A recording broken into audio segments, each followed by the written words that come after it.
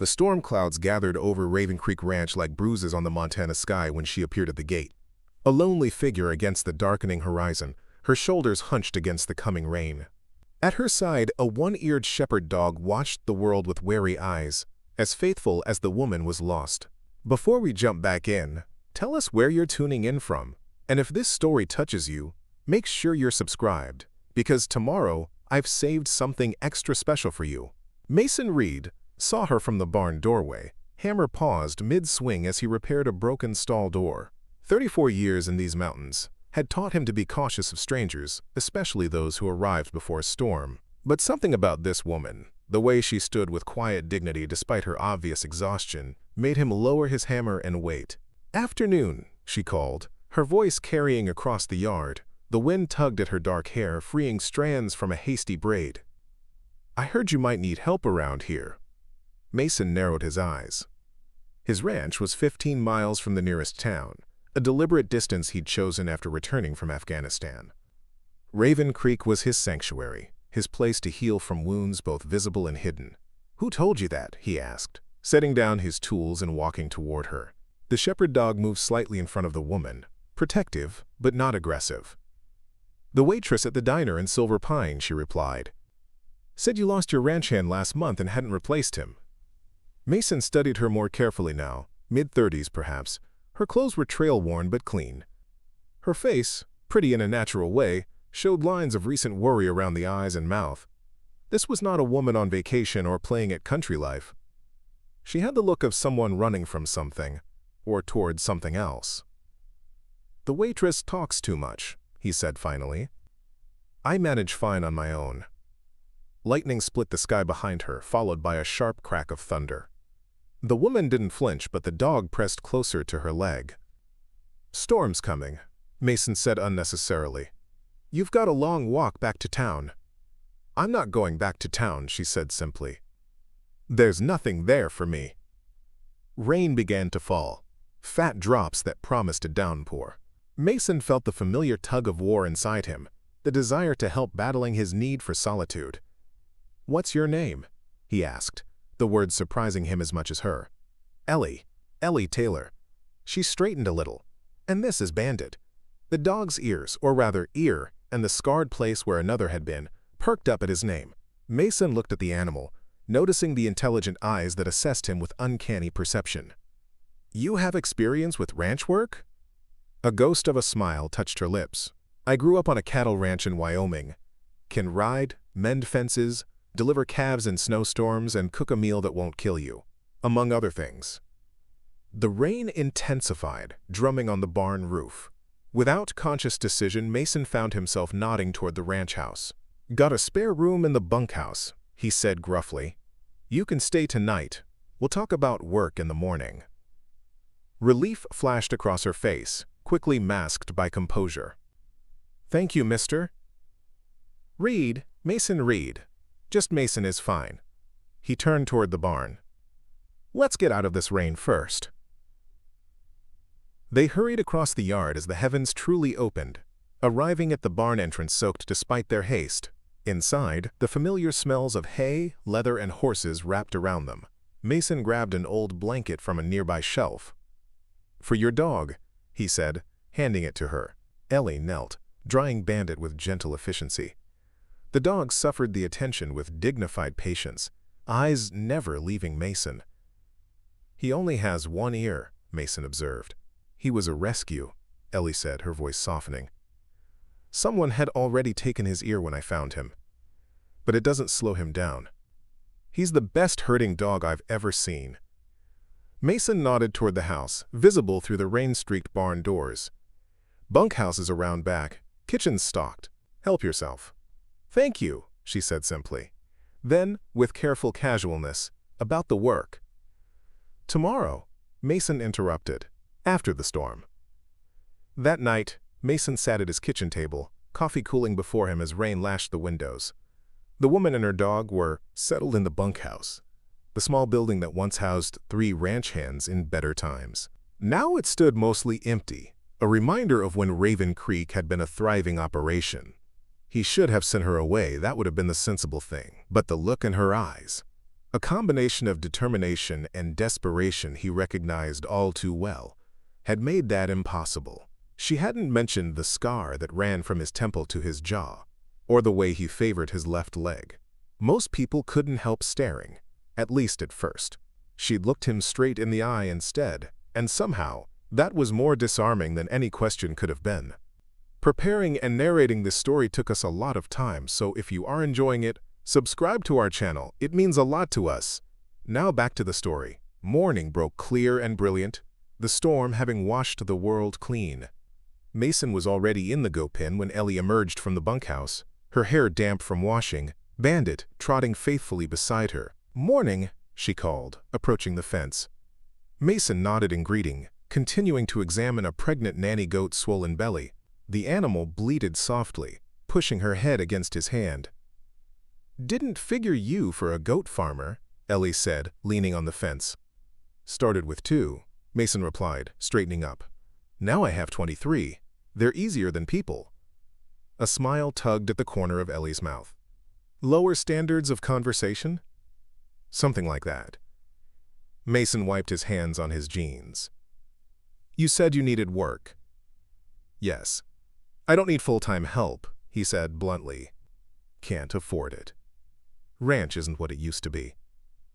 Disappointment flickered across her face, but she nodded. "I understand." Mason looked at the goats milling around him, then at the dilapidated barn beyond, the sagging fence line in the east pasture, the empty cattle pens that needed repair. "Could use someone part-time," he said finally. "Room and board plus what I can spare for wages." He gestured toward the goats. "Starting with these troublemakers." Ellie's eyebrows rose. "The goats? They need feeding, milking twice daily. Need someone to muck out their pen, check them for parasites, help with the births." He studied her reaction. "Think you can handle that?" The challenge in his voice was unmistakable. Ellie straightened, something sparking in her eyes. "I can handle goats, Mr. Reed." "Mason," he corrected automatically. "Mason." She opened the gate and stepped into the pen, Bandit remaining obediently outside. The goats immediately surrounded her, curious and demanding. Most people would have been overwhelmed, but Ellie stood her ground, allowing them to sniff her while maintaining her space. "What do you say?" Mason asked, watching her. "You feed the goats, you can stay." Their eyes met over the heads of the milling animals.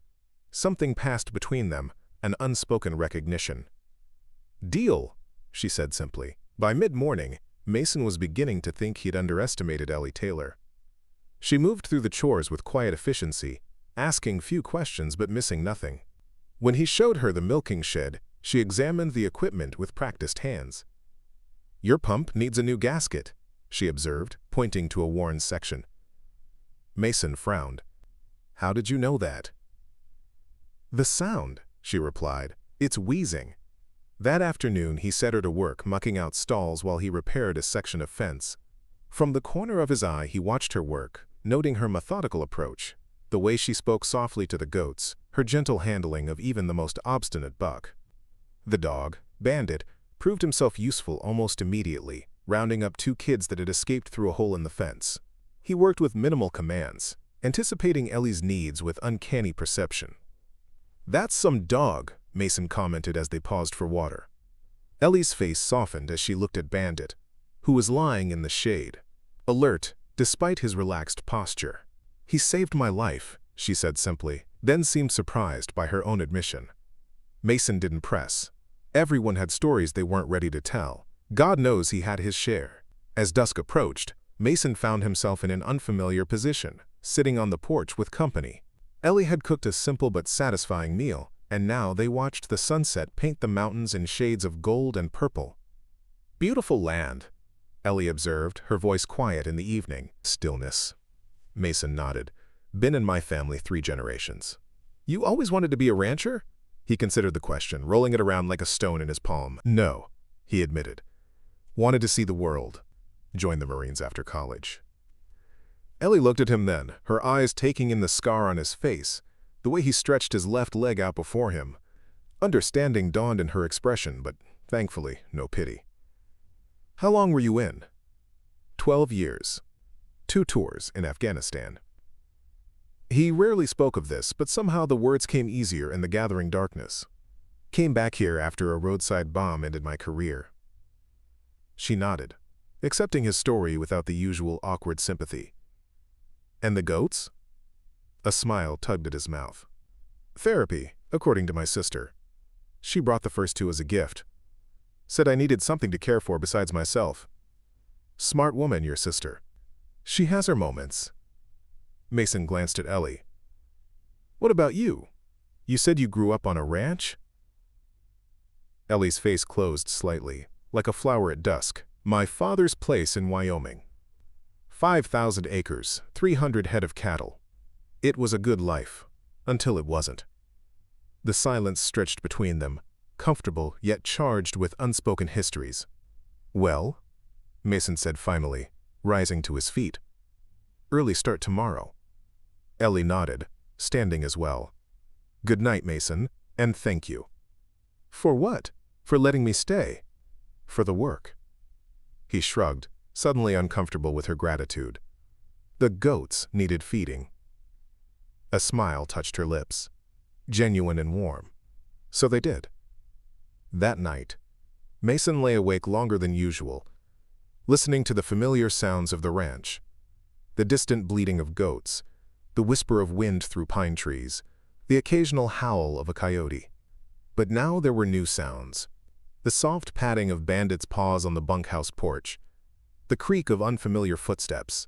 Change had come to Raven Creek, carried in by a storm and a woman with secrets in her eyes. Days folded into each other at the ranch, each one establishing a rhythm that felt increasingly natural. Ellie proved herself indispensable, not just with the goats, but with 100 small tasks that Mason had been neglecting. Under her care, the milking shed was reorganized, the garden weeded and replanted, the pantry inventoried and restocked during a trip to town. Mason found himself watching her when she wasn't looking, the deft movement of her hands as she mended a harness, the gentle way she examined a limping kid, the quiet determination with which she approached every task. One morning, as they worked side by side repairing the chicken coop, Mason realized with a start that the constant tension he'd carried in his shoulders for years had eased. The silence between them was comfortable, punctuated by brief exchanges about the work and occasional observations about the weather or animals. You never said what brought you here, Mason remarked as they broke for lunch, sitting in the shade of an old oak tree. To Raven Creek, I mean. Ellie took a bite of her sandwich, chewing thoughtfully before answering. Needed a fresh start.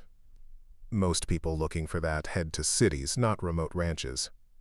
I'm not most people. A hint of defiance colored her tone. Mason nodded.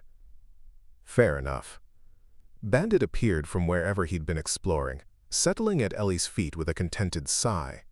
She absently stroked his head, her gaze fixed on the distant mountains. I was married, she said suddenly, for 8 years. To a man who gradually became someone I didn't recognize. Mason remained silent, recognizing the cost of these words. He never hit me, she continued, as if answering an unasked question. His violence was different. Words, control, isolation. She looked down at Bandit. When he threatened my dog, I knew it was time to leave. Is he looking for you? Mason asked, the protective edge in his voice surprising them both. Ellie shook her head. He's too proud. In his mind, I'm the one who failed, who didn't appreciate what he gave me. Her laugh held no humor. He kept the house, the car, the bank accounts. I took what I could carry and Bandit. Mason considered her words, understanding now the wariness that sometimes shadowed her eyes, the way she tensed at unexpected sounds. Well, he said finally, goats don't care about your past. Neither do I. The gratitude in her eyes made something shift in his chest, an easing of a tightness he hadn't realized was there. Thank you, she said simply. The following week brought unexpected challenges. 3 nanny goats went into labor simultaneously during a violent thunderstorm that knocked out the power. Mason and Ellie worked through the night by lantern light, delivering 6 kids in total. The last birth was difficult. The kid was turned wrong, and the mother in distress. Mason watched as Ellie, sleeves rolled up and face set in concentration, reached inside the struggling animal to reposition the baby. "Talk to her," Ellie instructed him, her voice calm despite the tension of the moment. "What?" "The mother. Talk to her. Keep her calm." Feeling slightly foolish, Mason knelt by the goat's head, stroking her neck and murmuring reassurances. The animal's panicked bleating subsided somewhat, her dark eyes fixed on his face. "That's it," he said softly. "You're doing fine. Just a little longer." Ellie worked with focused precision, her hands gentle but firm. "Almost there," she muttered. "Just need to." There. With a final effort, the kid slid into the world, slick and seemingly lifeless. Ellie immediately began rubbing it vigorously with a towel. "Come on, little one," she urged. "Breathe." Mason held his breath, watching her work. After what seemed an eternity, the kid gave a tiny shudder, then a weak bleat. Ellie's face broke into a radiant smile that transformed her entire being. "There you go," she said softly, placing the baby near its mother's head. The nanny immediately began cleaning her offspring, maternal instinct overriding exhaustion.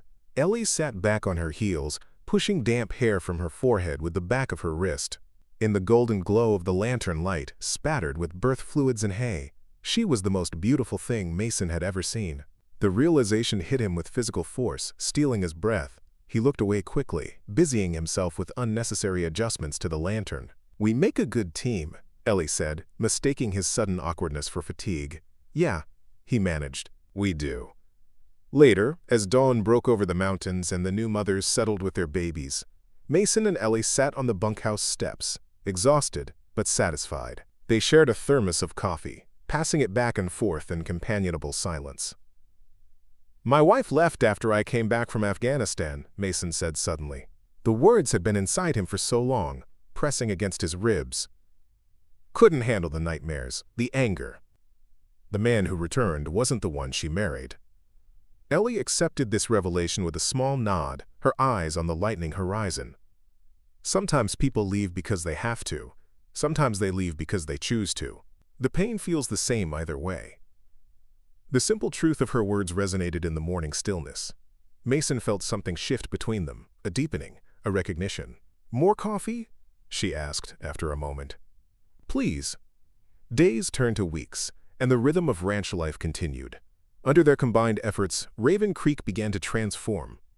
The vegetable garden flourished, the goat herd thrived, and Mason found himself making plans for improvements rather than merely maintaining what was left. Ellie's presence had brought change in less tangible ways as well.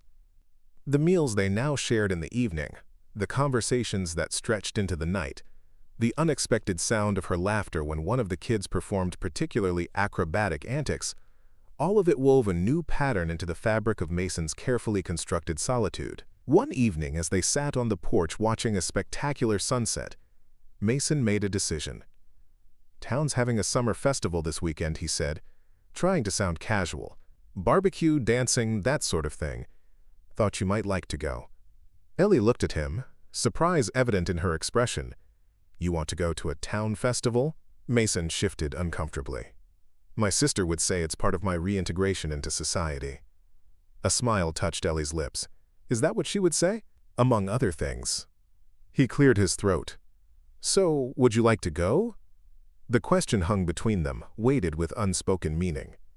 "Yes," Ellie said finally. "I'd like that." Saturday arrived with perfect weather, clear skies and a gentle breeze that carried the scent of pine and wildflowers. Mason found himself standing before the mirror in his bedroom, frowning at his reflection.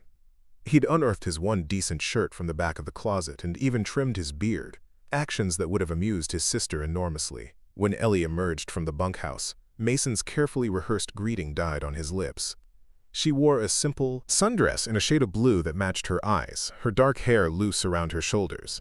It was the first time he'd seen her in anything but work clothes, and the transformation was striking. "You look," he began, then faltered. "Clean," she supplied with a small smile. "Amazing what soap and water can do." "Beautiful," he corrected, the word escaping before he could reconsider it. A blush colored her cheeks. "Thank you. You clean up pretty well yourself." The drive to town was filled with a new kind of tension, anticipatory rather than anxious. Mason found himself sharing stories he hadn't told in years. Memories of growing up on the ranch, of his grandfather teaching him to ride, of summer days spent exploring the mountains with his sister. Ellie listened, offering stories of her own childhood in return, horseback riding adventures, helping with cattle drives, the secret hiding places she'd discovered on her father's vast property. "What happened to your family's ranch?" Mason asked as they approached the town. Ellie's expression sobered. "My father died when I was 20. There were debts I didn't know about. The bank foreclosed." She looked out the window at the passing landscape. "My husband said he'd help me fight it. But instead he convinced me to let it go. Said it was a burden we didn't need." The regret in her voice was palpable. Mason reached across the seat, briefly touching her hand before returning to the steering wheel. "I'm sorry," he said simply. Silver Pine was transformed for the festival. The main street was closed to traffic, lined with booths selling everything from handmade crafts to local honey.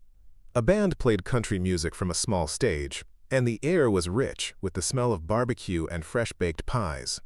Mason was immediately aware of the curious glances they attracted. His infrequent appearances in town had made him something of a local mystery, and arriving with an unknown woman was certain to fuel gossip for weeks. "Mason Reed," a booming voice called, "as I live and breathe." A broad-shouldered man with a sheriff's badge approached them, grinning widely. "Thought you'd turned into a mountain hermit for good." "Sheriff Davis," Mason nodded, accepting the man's firm handshake. "Just needed some time." The sheriff's curious gaze shifted to Ellie. "And who might this lovely lady be?" "Ellie Taylor," she introduced herself, offering her hand. "I work at Raven Creek." Something flickered in the sheriff's eyes. Surprise, perhaps, or speculation. "Well now, that's interesting. Mason hasn't had help at that ranch since." "Since Johnson quit," Mason interrupted. "Ellie's got away with the goats." Sheriff Davis's eyebrows rose slightly. "Is that right?" "Well, Miss Taylor, you've accomplished what half the town thought impossible, getting this old warhorse back into civilization." Ellie smiled diplomatically. "The festival looked interesting." "That it is," the sheriff agreed. "Best barbecue in 3 counties, dancing under the stars, and Martha Wilson's peach pie won blue ribbons at the state fair 3 years running." He clapped Mason on the shoulder. "Don't be a stranger now. Folks miss seeing you around." As Sheriff Davis moved on to greet other arrivals, Mason and Ellie exchanged a glance that acknowledged the scrutiny they would face throughout the evening. "Ready?" Mason asked. Ellie took a deep breath, then nodded. "Lead the way." They made their way through the crowd, stopping occasionally as neighbors and acquaintances approached. Mason was surprised by how easily Ellie handled the curious questions and not-so-subtle probing. She was warm but private, offering enough information to satisfy politeness without revealing anything meaningful. After sampling the legendary barbecue, they wandered among the booths, pausing to admire handcrafted jewelry and locally made preserves. Mason found himself relaxing despite the social pressure, even enjoying the simple pleasure of introducing Ellie to his community. At the edge of the festival grounds, a small petting zoo had been set up for children. Ellie paused, smiling at the sight of a young girl giggling as a kid goat nibbled at her shoelaces. "Want to show them how it's done?" Mason teased. Ellie laughed, a free and genuine sound that made several heads turn. "I think I get enough goat time at the ranch, thank you very much." The band struck up a lively tune, and couples began gathering in the area cleared for dancing. Mason hesitated, watching the dancers with a mixture of longing and apprehension. "Been a while since I danced," he admitted. Ellie's eyes met his, understanding in their depths. "Me too. But maybe that's the point of nights like this. Remembering things we used to enjoy." With unexpected courage, Mason held out his hand. "Would you care to dance, Miss Taylor?" Her smile was worth every moment of uncertainty. "I'd be delighted, Mr. Reed." Mason led her onto the makeshift dance floor, acutely aware of his left leg and the stiffness that never quite left it. But as they began to move to the music, he found that Ellie adjusted her steps naturally to accommodate his limitations. never drawing attention to them or making him feel less for them. They danced through 2 songs, finding a rhythm together that felt as natural as their work at the ranch. When the band shifted to a slower melody, Mason hesitated just briefly before drawing Ellie closer. The scent of her hair, sunshine and something floral, filled his senses as they swayed together under the string lights. For the first time in years, Mason felt fully present in his body, anchored by the woman in his arms rather than by pain or memory. "Everyone's watching us," Ellie murmured, her breath warm against his neck. "Let them," Mason replied, surprising himself with the sentiment. As the evening drew to a close, they walked back to the truck in companionable silence, the sounds of the festival fading behind them. The drive home was peaceful, the moonlight silvering the landscape around them. "Thank you," Ellie said as they turned onto the long driveway to Raven Creek. It was a lovely evening. Mason glanced at her, struck again by how the moonlight transformed her, softening the worry lines around her eyes, highlighting the gentle curve of her cheek. "It was," he agreed. Then, with careful casualness, "Maybe we could do it again sometime." The smile she gave him held promise. "I'd like that." They parked before the main house, the familiar silhouette of the ranch buildings comforting after the bustling activity of town. As they walked toward the bunkhouse, Bandit emerged from the shadows to greet them, his tail wagging enthusiastically. Ellie knelt to scratch behind his remaining ear. "Hello, boy. Did you miss us?" Mason watched them, feeling something shift inside him, a door opening to possibilities he'd long since closed off. "Good night, Ellie," he said softly when they reached the bunkhouse porch. "Good night, Mason," she replied, her eyes meeting his with quiet understanding. "Thank you for tonight. For all of it." He nodded, not trusting himself with words, and turned toward the main house. Behind him, he heard the gentle closing of the bunkhouse door, and Bandit's contented sigh as they settled in for the night. Mason paused on his own porch, looking up at the vast canopy of stars that had witnessed so many changes at Raven Creek. Something was happening here, something he hadn't planned for or expected, something that both terrified and exhilarated him. For the first time in years, Mason Reed went to sleep looking forward to tomorrow. The weeks that followed brought a new energy to the ranch. The easy rhythm they had established before deepened into something more meaningful, a partnership that extended beyond daily chores into shared dreams for the future of Raven Creek. One evening as they sat at the kitchen table reviewing the ranch accounts, Mason made a suggestion that had been forming in his mind for days. "I've been thinking about expanding the goat operation," he said, pushing a notepad toward Ellie. "Artisanal cheese maybe. There's a growing market for it, and we've got the milk." Ellie studied his calculations with surprise. This would be a significant investment. "I know, but with the right approach, it could transform the ranch." He hesitated, then added, "What do you think?" The question hung between them, weighted with significance. He wasn't just asking about the business plan, he was asking if she saw herself as part of Raven Creek's future. Ellie seemed to understand this. She took her time responding, carefully considering his proposal rather than his unspoken question. "The numbers make sense," she said finally. "And we already produce more milk than we can use or sell as is." She tapped a finger thoughtfully on the page. "We'd need proper equipment, certification." "It's doable," Mason said, encouraged by her use of we rather than you. Ellie nodded slowly. It would mean committing to at least a year to get it established, probably 2 before seeing real profit. Their eyes met across the table, the implication clear. Mason held his breath, waiting. "I think," Ellie said carefully, "it's worth pursuing." Relief and something warmer flooded through him. "Good. That's good." The moment stretched between them, full of unspoken possibilities. Then Bandit whined softly from his place by the door, breaking the tension. "He needs his evening walk," Ellie said, rising from the table. Mason stood as well. "Mind if I join you?" The surprise in her eyes quickly gave way to pleasure. Not at all. They walked together under the star-strewn sky, Bandit running ahead to investigate interesting scents. The night was peaceful, the distant mountains silhouetted against the horizon. "I've been meaning to ask," Mason said after a comfortable silence. "Why did you name him Bandit?" Ellie smiled at the question. "When I found him, he was stealing scraps from behind a restaurant. One ear gone, ribs showing but still so proud." Her voice softened with memory. The owner wanted to call animal control, but I couldn't bear it. Said he was with me. You saved him, she shook her head. We saved each other, I think. My husband hated him on sight, said he was ugly, dangerous. But Bandit saw through him in a way I couldn't yet. Growled every time Daniel raised his voice to me. Mason could picture it, the one-eared dog standing protectively beside Ellie, sensing the threat that came not from fists but from words designed to diminish and control. He's a good judge of character, Mason observed, watching as Bandit circled back to check on them before racing off again. The best, Ellie agreed. Then, after a moment, he likes you. Mason smiled at the simple approval. Feelings mutual. They walked on, close enough that their hands occasionally brushed, each touch sending a current of awareness through Mason. It had been so long since he'd allowed himself to feel this way, to imagine building something with someone else. There's a farmer's market in Riverton next weekend, he said suddenly. Thought we might go, see what other goat cheese producers are doing. Research for our venture. Ellie's smile was like sunrise. I'd like that.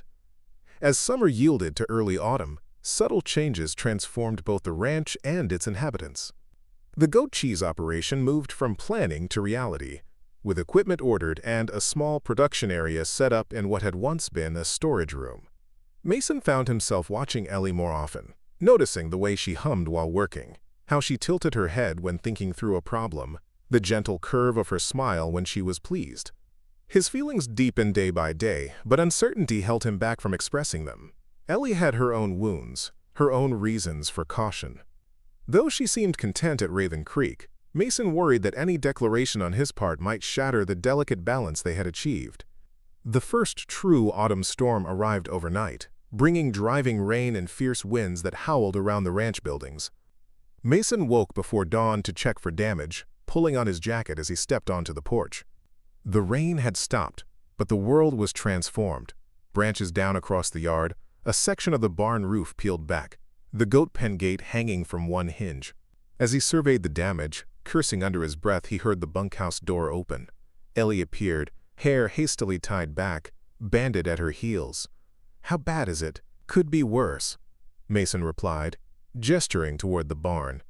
Need to fix that roof before the next rain. They worked together through the morning, assessing damage and making emergency repairs. By noon, the most critical issues were addressed, though a full list of needed fixes would take days to complete. Lunch, Ellie announced, setting a thermos and sandwiches on the porch steps. You need to eat. Mason sank down beside her, muscles aching from the morning's labor. Thanks. They ate in companionable silence, watching as the sun broke through scattered clouds, creating rainbow prisms in the water droplets that clung to every surface. Beautiful, Ellie murmured. Mason looked at her, hair escaping from its tie, a smudge of dirt on her cheek, eyes bright as she gazed at the transformed landscape, and felt something break open inside him. Yes, he said softly. Beautiful. She turned, catching his expression, and the air between them changed, charged with recognition and possibility. Before either could speak, Bandit suddenly barked, sharp and urgent. He was staring down the driveway, ears or ear, forward and alert. A moment later, they heard the sound of an approaching vehicle. Mason frowned. They weren't expecting deliveries, and few people visited Raven Creek unannounced. A sleek black SUV appeared around the bend, looking strangely out of place on the muddy ranch road. It pulled to a stop in the yard, and the driver's door opened to reveal a man in an expensive-looking coat. Beside him, Mason felt Ellie go rigid. Bandit moved in front of her, a low growl building in his throat. "Ellie?" Mason questioned, alarmed by her reaction. "It's him," she whispered, her voice stripped of its usual strength. "Daniel." Understanding hit Mason like a physical blow. Her husband, the man she had fled, the man who had threatened her dog, controlled her life. "Eleanor," the man called, striding toward them with confident steps. "There you are." Daniel Taylor was handsome in a polished way. Perfectly styled hair, manicured nails, clothes that suggested money and attention to appearance.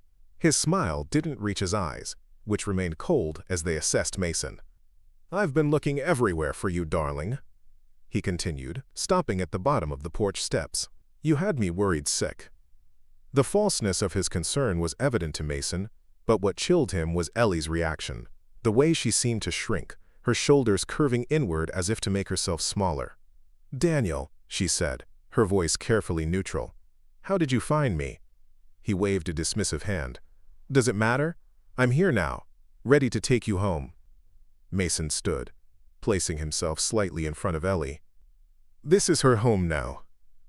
Daniel's gaze sharpened, taking in Mason's protective stance, the scar on his face, his work-worn hands. "And you are?" "Mason Reed, owner of Raven Creek Ranch." "Ah." Daniel's smile turned condescending. "The employer. I appreciate you giving my wife temporary work, but she won't be needing it anymore." "Ex-wife," Ellie said, rising to stand beside Mason. Some of her strength had returned to her voice. "The divorce was finalized months ago. You signed the papers." Something ugly flashed in Daniel's expression. "A mistake. One I'm here to rectify." Bandit's growl deepened, and Daniel's gaze dropped to the dog. "I see you still have that mangy beast." "Shoulda had it put down when I had the chance." Mason felt a surge of protective anger. "Mr. Taylor, I think you should leave." Daniel ignored him, focusing on Ellie. "Come home, Eleanor. This little adventure has gone on long enough. Whatever point you were trying to make, I get it." "It wasn't about making a point," Ellie said, her voice steadier now. "It was about saving myself." "From what?" Daniel laughed, the sound devoid of humor. "A comfortable home? Financial security? A husband who tolerated your eccentricities?" Mason watched as Ellie straightened, something resolving in her expression. "I'm not going with you, Daniel. Not now. Not ever." Daniel's facade of reasonableness slipped, revealing the coldness beneath. "Don't be ridiculous. Look at this place." He gestured dismissively at the ranch. "Barely standing after one storm. Is this really what you've reduced yourself to? Playing farmhand to a crippled ex-soldier?" The insult hit its mark, but before Mason could respond, Ellie stepped forward, anger flashing in her eyes. "That's enough," she said, her voice low and dangerous. "You don't get to come here and insult the man who showed me more kindness in 3 months than you did in 8 years of marriage." Daniel's expression hardened. "Get your things, Eleanor. We're leaving." "No," Ellie said simply. "I'm not yours to command anymore." "You think I drove all this way to leave empty-handed?" Daniel took a step up the porch stairs. "You're coming with me, one way or another." Mason moved between them, his military training surfacing in his stance. "That sounds like a threat, Mr. Taylor." Daniel assessed him coldly. "Stay out of this. It's between me and my wife." "Ex-wife," Mason corrected. "And she's made her choice clear." "Has she?" Daniel's smile was ugly now. "Eleanor has a habit of making poor choices. Running away instead of working through difficulties. Abandoning commitments when things get hard." He looked past Mason to Ellie. "Did you tell your cowboy how you left in the middle of the night? No discussion? No attempt to fix things?" Mason felt Ellie's hand on his arm, steady and grounding. "I tried for years to fix things, Daniel. You didn't want a wife. You wanted a possession. Someone to control and mold into your idea of perfection. And this is your idea of perfection?" Daniel sneered, gesturing at the ranch. "Dirt under your nails, mucking. Out animal pens? Playing house with a damaged war veteran?" Bandit barked sharply, sensing the escalating tension. Daniel's hand moved toward his pocket and Mason tensed, ready to intervene if necessary. "Leave, Daniel," Ellie said firmly. "There's nothing for you here." For a moment it seemed Daniel might push further, might attempt to force the issue. Then, with visible effort, he composed himself. "Fine," he said coldly. "Stay in this squalor if that's what you want. But don't come crawling back when winter hits and you realize what you've thrown away." He focused on Mason. "And you. I hope she's worth it. Eleanor has a talent for destruction. Relationships, opportunities, futures. She'll ruin you too, given time." With that parting shot, he turned and walked back to his vehicle. The SUV's engine roared to life, and he executed a sharp turn that sprayed mud across the yard before disappearing down the driveway. In the silence that followed, Mason turned to Ellie.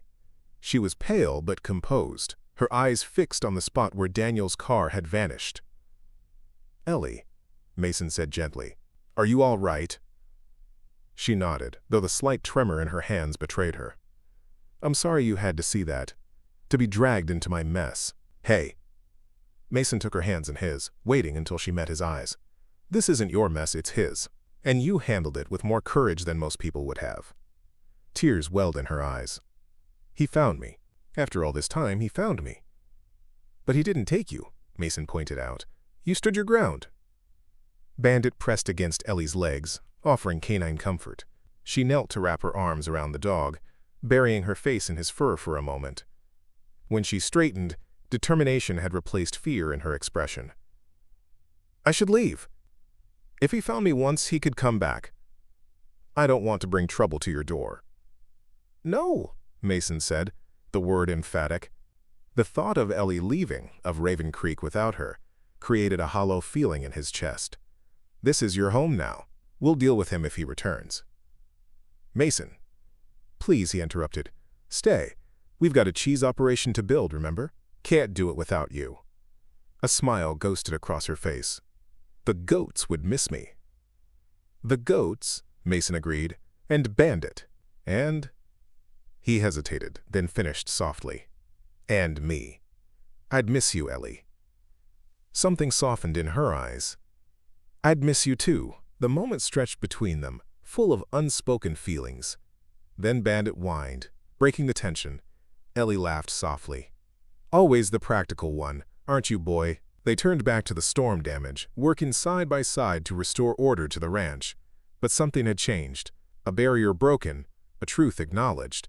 Whatever came next, they would face it together.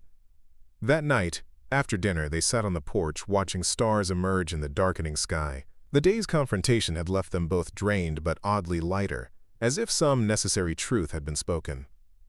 "He wasn't always like that," Ellie said suddenly. "When we first met, he was charming, attentive, made me feel special after years of struggling alone."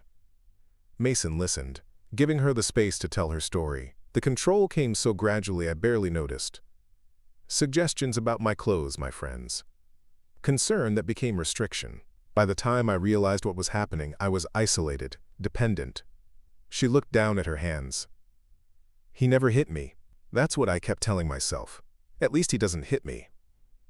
"Some wounds don't show," Mason said quietly, thinking of his own invisible scars from war. Ellie nodded. "When my father's ranch was foreclosed, it broke something in me. Daniel used that, convinced me I couldn't manage on my own, that I needed him. And I believed him for a long time." "What changed?" "Bandit," she said simply. "I found him behind a restaurant where Daniel and I were having dinner. This one-eared stray with so much fight left in him." She smiled at the memory. "Daniel hated him on sight, said he was dirty, dangerous. But I saw something else. Resilience, loyalty. Taking him in was the first decision I'd made for myself in years." Mason could see it clearly, the stray dog becoming a symbol of rebellion, of the self she had suppressed. "When Daniel threatened to get rid of him while I was visiting my cousin, something snapped. I packed what I could carry and left that night." Ellie's voice strengthened with the telling. "It wasn't brave, it was survival." "Sounds pretty brave to me," Mason said softly. She shook her head. "I was terrified. Am still sometimes. But then I look at Bandit." The dog raised his head at the sound of his name. "And I remember that sometimes you have to fight, even when you're outnumbered and missing an ear." Mason laughed, the sound surprising them both. "That's quite a philosophy. It's gotten me this far." Ellie's smile faded. "Do you think he'll come back?" Mason considered the question seriously. "Men like that. Men who need control. They don't give up easily. But they also don't like to lose face." He thought of Daniel's cold eyes, his calculated approach. "My guess is he'll try a different angle next time. Less confrontational, more manipulation." Ellie nodded, accepting his assessment. "I won't go with him." no matter what he says or promises. I know, Mason said simply.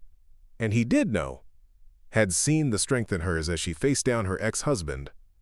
Had witnessed her transformation from the exhausted woman who arrived during a storm to the confident partner who stood beside him now. They sat in companionable silence as night deepened around them. After a while, Mason spoke again. What he said. About me being damaged. Don't, Ellie interrupted. Don't give his words any power, Mason persisted. But there's truth in it. I am damaged, Ellie. The leg, the nightmares, the years I spent pushing everyone away. She turned to face him fully. We're all damaged, Mason. Every single one of us. The question isn't whether we're broken. It's what we do with the pieces. The simplicity and truth of her statement struck him deeply. In the moonlight, her face was open, vulnerable yet strong. What are you doing with your pieces? He asked softly. Her smile was gentle, building something new, something that matters. In that moment, with the night wrapped around them like a blanket and the stars bearing witness, Mason Reed did the bravest thing he had done since returning from war. He leaned forward and kissed Ellie Taylor. It was a gentle kiss, questioning rather than demanding, offering rather than taking. When he pulled back, her eyes were wide with surprise and something warmer. I'm sorry, he began. I shouldn't have. Ellie silenced him by placing her fingers against his lips. Don't apologize. Not for that. Then she was kissing him back, her hand coming up to cradle his face, thumb tracing the scar that marked him. In that touch was acceptance of his wounds, his past, all that had shaped him into the man he was now. When they parted, Mason rested his forehead against hers, eyes closed, savoring the moment. Stay, he whispered. Not just because of the goats or the cheese operation, stay because of this, because of us. Ellie's answer was another kiss, soft and certain in the moonlight. Beside them, Bandit sighed contentedly, as if all was finally right with his world. Autumn deepened at Raven Creek, painting the surrounding mountains in brilliant hues of gold and crimson. The days grew shorter, the nights cooler, and the rhythm of ranch life adjusted to the changing season. For Mason and Ellie, it was a time of transformation, both for the ranch and for themselves. Their first batch of goat cheese, produced in the newly equipped room off the barn, exceeded expectations. The creamy chèvre, flavored with herbs from Ellie's garden, earned enthusiastic approval at the local farmers' market. Orders began coming in from restaurants in neighboring towns, and Mason found himself expanding their production capacity sooner than anticipated. We need to think about hiring help, he said one evening as they reviewed the growing list of orders. Can't keep up with this and the regular ranch work otherwise. Ellie nodded, making notes in the ledger she kept with meticulous care. I was thinking the same thing. Maybe start with part-time, see how it goes. Mason watched her, still marveling at how seamlessly they had transitioned from employer and employee to partners in every sense. The kiss they had shared that night on the porch had opened a door neither was willing to close again. Their relationship had developed with the same careful, steady pace that characterized everything at Raven Creek. Thoughtful, deliberate, built to last. Sheriff Davis mentioned his nephew is looking for work, Mason suggested. College kid, needs flexible hours. Might be worth talking to him. Good idea, Ellie agreed, closing the ledger. We could also ask around at the next market day. The ease of their planning, the way I had become we without effort or discussion, filled Mason with quiet contentment. After Daniel's unwelcome appearance, he had worried that Ellie might retreat, might rebuild the protective walls she had lived behind for so long. Instead, she had moved forward with renewed determination, throwing herself into their shared vision for the ranch. The only shadow on their happiness was the knowledge that Daniel might return. Mason had quietly alerted Sheriff Davis to the situation, and the older man had promised to keep an eye out for the distinctive black SUV. But as weeks passed with no sign of him, the threat receded somewhat, allowing them to focus on building their future. One crisp October morning, Mason woke to find Ellie already gone from the bedroom they now shared in the main house. The room was chilly, the first real frost of the season etching delicate patterns on the windows. He dressed quickly and went in search of her. He found her in the goat pen, kneeling beside Bella, their prize nanny.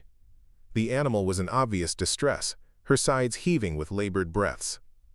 "What's wrong?" Mason asked, crouching beside them. Ellie's face was tight with concern. "Not sure. She was fine yesterday, but this morning she's feverish, breathing hard."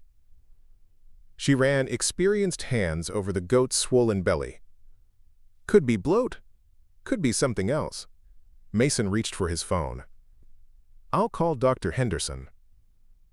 The veterinarian arrived within the hour, his ancient truck rattling up the driveway.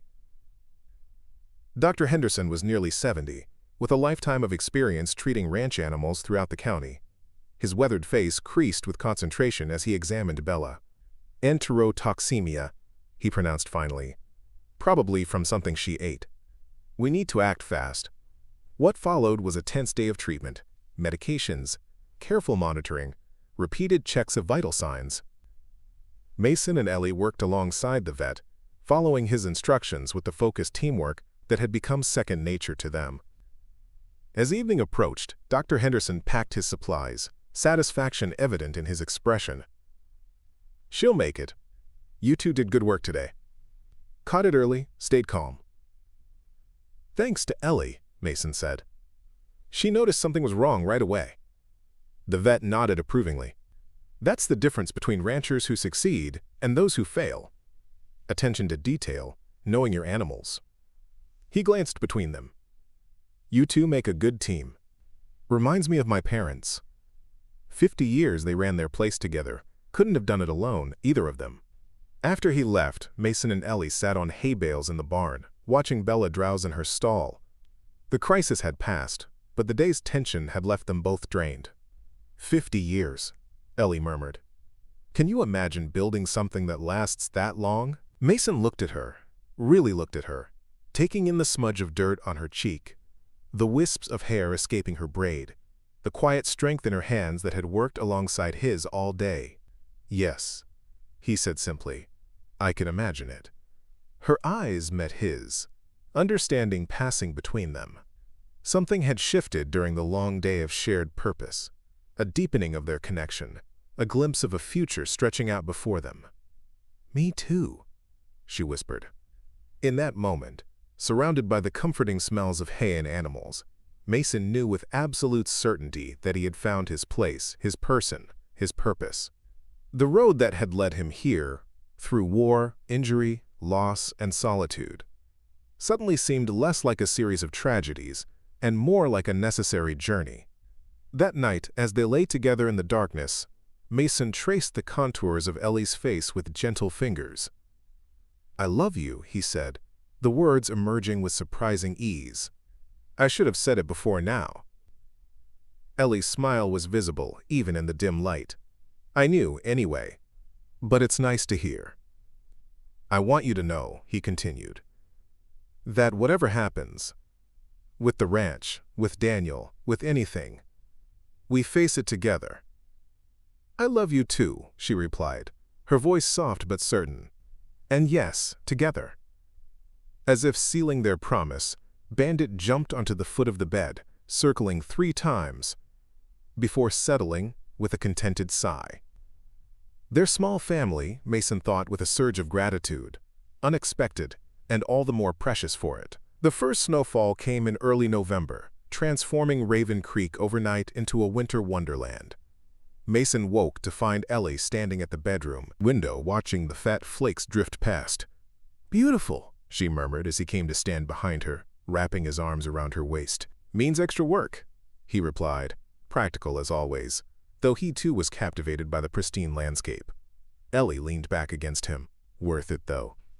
After breakfast, they bundled up and ventured out to check on the animals. The goats regarded the snow with suspicion, remaining huddled in their shelter despite the fresh hay Mason scattered in the pen. "City slickers," he teased, watching their reluctance.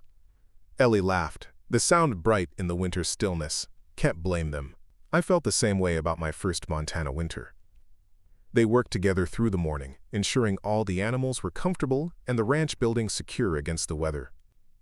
Bandit romped through the snow, his black and white coat almost disappearing against the backdrop, his joy infectious. As they returned to the house, stomping snow from their boots on the porch, Mason paused, struck by how right it felt. This life they were building, this partnership forged through shared purpose and growing love. "Move in permanently," he said suddenly. "Not just in the bedroom. Bring your things from the bunkhouse. Make this your home. Our home." Ellie's eyes widened at the abruptness of his proposal, then softened with understanding. "Are you sure? It's a big step." "I've never been more sure of anything," Mason replied, surprising himself with the certainty he felt. "The bunkhouse can be for hired help or guests. This place," he gestured toward the main house, "should be ours, together." Her smile was answer enough, but she stepped closer, pressing her cold lips to his in a kiss that warmed him from the inside out. "Yes," she said simply, "our home." That afternoon, they moved Ellie's few possessions from the bunkhouse to the main house. It was a simple task. She had arrived with little and acquired few material things during her months at Raven Creek, but as Mason watched her hang her clothes beside his in the closet, arrange her books on the shelves in the living room, and place her mother's photo on the bedside table, he felt a profound sense of rightness. The ranch house, which had for so long been merely a place he slept and ate, was becoming a home again. As winter settled over the mountains, Raven Creek fell into a new rhythm. The cheese operation continued to thrive, with Sheriff Davis's nephew proving to be a reliable part-time helper. Mason and Ellie focused on planning for spring, ordering seeds for an expanded garden, and researching improvements to the goat facilities. In the evenings, they would sit before the fireplace, Bandit sprawled at their feet, discussing dreams that grew more concrete with each passing day. Mason found himself speaking of the future with an ease that would have been unimaginable a year earlier, when each day had been merely an exercise in endurance. "I was thinking," he said one snowy evening in December, "about the East pasture. It's good land, but we're not using it fully." Ellie looked up from the book she was reading. "What did you have in mind?" "Expansion," Mason replied, warming to his topic. "More goats, maybe a different breed for variety in the cheese. Or we could try sheep. There's a market for artisanal sheep's milk products, too." She considered this, her expression thoughtful. It would mean more infrastructure, more equipment. "An investment in the future," he agreed. "Our future." The significance of the moment wasn't lost on either of them. This wasn't just about business planning. It was about committing to a shared vision that extended years ahead. Ellie set aside her book, moving to sit beside him on the couch. "I like the way you think, Mason Reed." He pulled her close, marveling again at how this woman, who had arrived with nothing but a dog and determination, had transformed his life so completely. "It's easier to think about tomorrow when you're in it," he said softly. The holiday season brought an unexpected invitation, a Christmas Eve gathering at Sheriff Davis's ranch.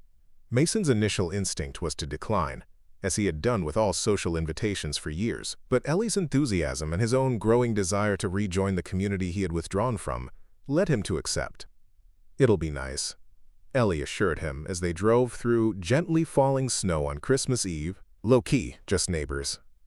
Mason wasn't entirely convinced, but the happiness in Ellie's eyes made any discomfort worthwhile. The months of isolation at Raven Creek had been difficult for her, he knew, though she never complained. This evening out was as much a gift to her as the entirely comfortioner. Small package, wrapped in silver paper, that waited under their modest tree at home. Sheriff Davis's ranch was ablaze with lights, the main house warm and inviting against the winter darkness. Inside, a dozen or so guests mingled, the atmosphere relaxed and welcoming. Mason was surprised to recognize most of the faces, neighbors he had gradually lost touch with after his return from Afghanistan. "Mason Reed," a deep voice boomed. "And the lovely Miss Taylor." "Welcome, welcome." Sheriff Davis approached, resplendent in a garish Christmas sweater, a glass of eggnog in his hand. He clapped Mason on the shoulder and beamed at Ellie. "You've done wonders with this one," he told her in a mock whisper. "Haven't seen him voluntarily attend a social gathering in years." "She has that effect," Mason agreed, surprising himself with the ease of the admission. The evening progressed more pleasantly than Mason had anticipated. The conversation flowed naturally, with much interest in their growing cheese business and genuine warmth toward Ellie. Several of the women present exchanged recipes and gardening tips with her, while Mason found himself drawn into discussions about ranch management and local politics. "Good to have you back among the living," Dr. Henderson commented quietly as they stood by the fireplace. "Been too long," Mason nodded, acknowledging the truth of the statement. "Had some things to work through." The veterinarian's knowing gaze shifted to Ellie, who was laughing at something Sheriff Davis's wife had said. "Found the right reason to rejoin the world, looks like." As the evening drew to a close, Sheriff Davis called for attention, raising his glass in a toast. "To neighbors and friends, old and new," he announced. "And to Mason and Ellie, Raven Creek hasn't looked so good in years. You two are building something special out there." A chorus of agreement followed, and Mason felt a warmth that had nothing to do with the fire or the modest amount of whiskey he had consumed. It was the warmth of community, of belonging again after so long adrift. On the drive home, snow drifting lazily in the headlights, Ellie reached across the seat to take his hand. "Thank you," she said, "for going tonight. I know it wasn't easy." Mason squeezed her fingers. "Easier than I expected. They're good people." "They are," she agreed. "And they care about you, Mason. They always did, even when you shut them out." He nodded, acknowledging the gentle rebuke. "I'm learning.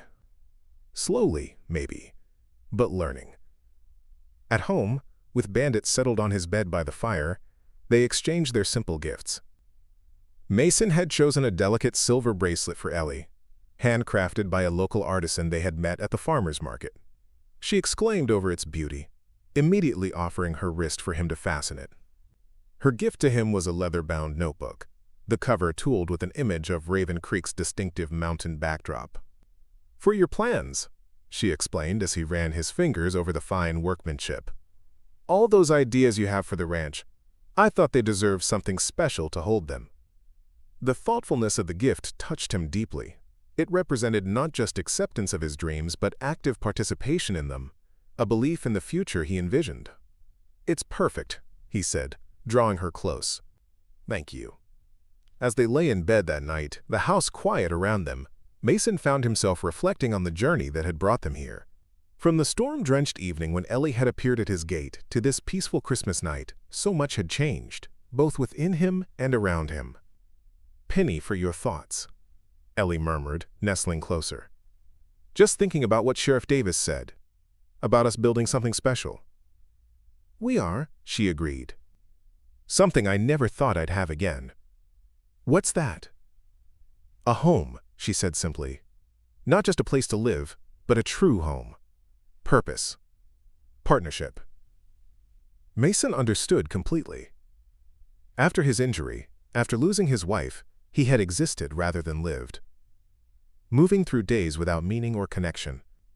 Raven Creek had been a retreat, a place to lick his wounds in private, not the vibrant, growing enterprise it was becoming. "I used to hate this place," he admitted quietly. "After I came back from Afghanistan, after Caitlin left. The ranch felt like a prison. All this land, all this work, and just me, broken and alone." Ellie listened silently, her hand finding his in the darkness. "Then you showed up," he continued, "with your one-eared dog and your broken heart, and somehow everything changed." "We healed each other," she whispered. "You, me, Bandit, even the ranch itself." The truth of her words resonated deeply. They had all been damaged in different ways. Mason by war and abandonment, Ellie by control and loss, Bandit by whatever cruelty had taken his ear, the ranch by years of neglect. Yet together they had found a way forward, each strengthening the others. "Marry me," Mason said, the words emerging without conscious decision but with absolute certainty. Ellie went very still beside him. For a moment he feared he had moved too quickly, asked for too much. Then she raised herself on one elbow, looking down at him in the faint light filtering through the curtains. "Are you sure?" she asked, her voice steady despite the emotion visible in her eyes. "More sure than I've ever been about anything," Mason replied. "I love you, Ellie Taylor. I want to build this life, this ranch, this future with you. Officially. Permanently." Her smile was like sunrise after the longest night. "Yes," she said simply. "Yes, I'll marry you, Mason Reed." He pulled her down to him, sealing their commitment with a kiss that held all the promise of the years ahead. Outside, snow continued to fall, blanketing Raven Creek in pristine white. A clean slate, a fresh beginning. January brought record snowfall to the mountains, isolating Raven Creek for days at a time. Mason and Ellie used the enforced quiet to plan their spring projects, design labels for their expanding cheese line, and discuss wedding details. They settled on a May ceremony, simple, intimate, held on the ranch with just close friends in attendance.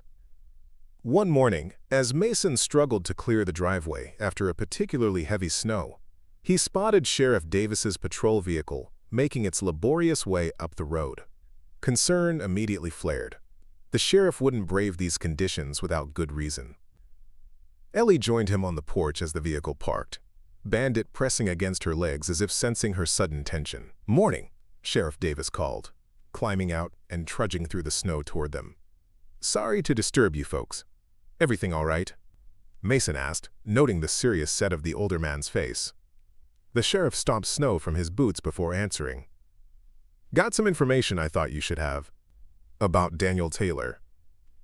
Ellie stiffened beside Mason, who instinctively placed a supportive arm around her shoulders. "What about him?" she asked, her voice carefully controlled. "He's been asking questions in town," Sheriff Davis replied. "At the diner, the feed store, about you, about the ranch. Nothing threatening, just persistent." Mason felt cold that had nothing to do with the winter air. "When?" "Yesterday. Drove that fancy SUV of his right down Main Street, bold as brass." The sheriff's expression was grim. "Thought you should know he's still sniffing around." "Thank you," Ellie said, her composure remarkable despite the news. "We appreciate the warning." After the sheriff left, promising to keep an eye out, Mason and Ellie retreated to the warmth of the kitchen. Ellie moved automatically to make coffee, her actions deliberate and precise, betraying the effort it took to maintain calm.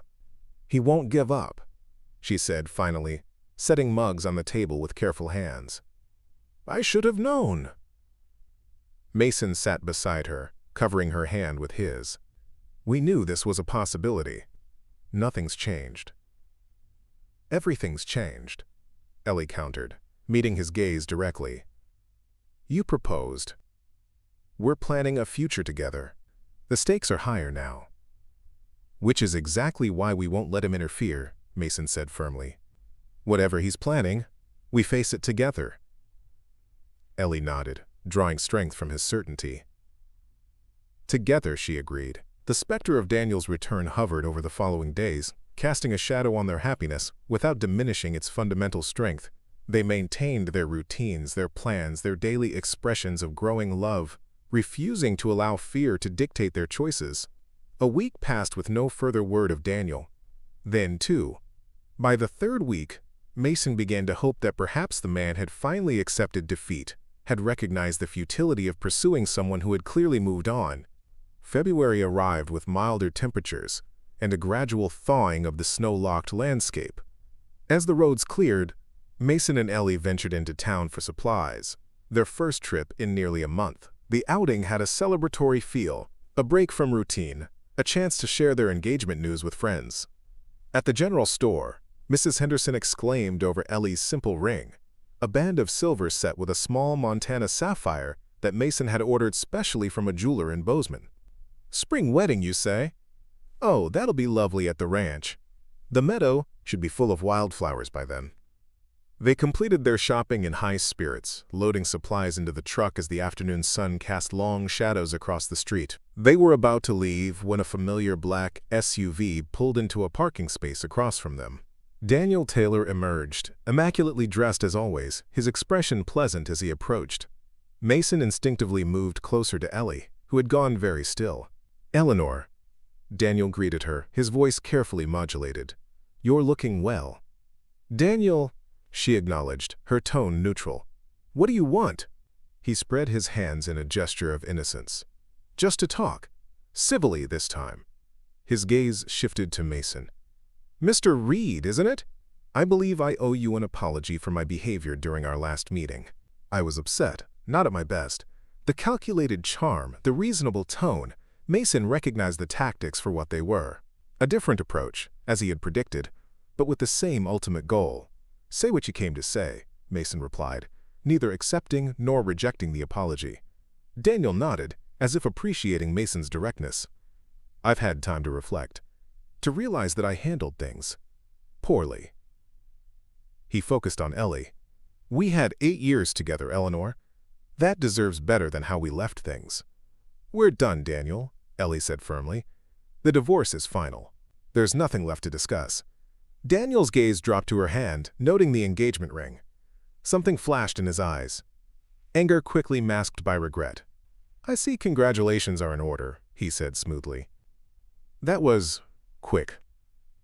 The implication hung in the air, designed to create doubt, to suggest impulsiveness rather than genuine feeling.